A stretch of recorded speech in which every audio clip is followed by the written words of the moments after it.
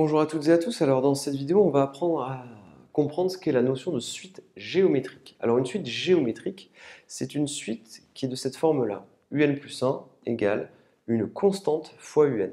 Un plus 1 égale une constante fois un. Évidemment, on a le terme de rang 0. Évidemment, sans celui-là, on ne peut rien faire. Alors, comment est-ce que ça fonctionne? Eh bien, on va faire un petit exemple. Imaginons que U0 soit égal à 1000. Eh bien, qu'est-ce qui se passe pour le rang d'après? Eh bien, U1, ça sera égal à 1,20, le tout multiplié par 1000. 1,20 multiplié par 1000, eh bien du coup, ça nous fera combien? Ça nous fera 1200. U1 vaut 1200. Comment est-ce que je fais pour calculer U2? Eh bien, pour calculer U2, on fera la même opération, on fera 1,20 multiplié par U1. U1 vaut 1200 et il vous suffira de calculer cette quantité. Alors, dans la vie courante, à quoi correspond la notion de suite géométrique? Eh bien, rappelez-vous les taux d'évolution. Imaginez que vous ayez une quantité, d'accord, 1000, et que cette quantité augmente de 20%. Alors, quel calcul va-t-on faire? On a nos 1000 euros, et cette quantité augmente de 20%, donc on fera plus 20% de 1000.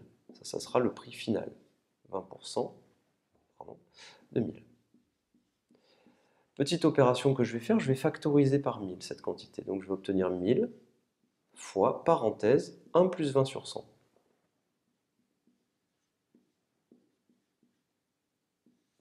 1 plus 20 sur 100, combien ça vaut? Ça vaut 1,2.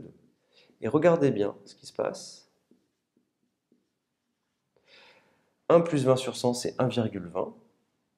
Eh bien, vous voyez que quand une quantité augmente de 20%, eh bien en fait, on prend notre quantité initiale et on a juste à la multiplier par 1,20, c'est-à-dire 1 plus t sur 100. Rappelez-vous, quand une quantité augmente de t%, pour avoir le prix final, P indice F, le prix final, je prends le prix initial et je le multiplie par 1 plus ou moins t sur 100.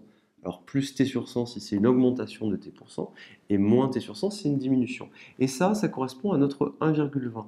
Eh bien, les suites géométriques, elles s'appliquent bien dans le cas où on a des augmentations en pourcentage ou des diminutions en pourcentage, car le coefficient qui est ici, eh bien, ça sera notre coefficient qui nous permettra de voir le prix après une augmentation. Donc si c'est un plus, c'est pour une augmentation, si c'est un moins, c'est pour une diminution. Donc ça pourrait correspondre à vous possédez 1000 euros et d'un mois sur le suivant, vous avez une augmentation de 20%, et ainsi de suite, et ainsi de suite, et ainsi de suite. Donc on fera un petit exercice sur ça. Rappelez-vous, suite géométrique, ça correspond souvent à la notion d'augmentation après une augmentation de t%, par exemple, et ainsi de suite, et ainsi de suite. Suite géométrique, très important de connaître la définition. Comment fait-on pour savoir si une suite est géométrique? Eh bien, en pratique, il suffit de calculer un plus 1 sur un. On calcule un plus 1 sur un, et ce qu'on va faire, c'est qu'on va montrer que c'est égal à une certaine constante Q. Donc on calcule un plus 1 sur un, et on montre que c'est égal à une valeur constante Q. Donc dans les exercices, si on vous dit montrer que la suite est géométrique, vous calculez un plus 1 sur un, et vous montrez que c'est égal à Q. Attention, prenez garde à toujours vous assurer que le un ne soit jamais égal à 0. Donc il faudra le préciser dans les exercices. Je vous remercie et à très bientôt.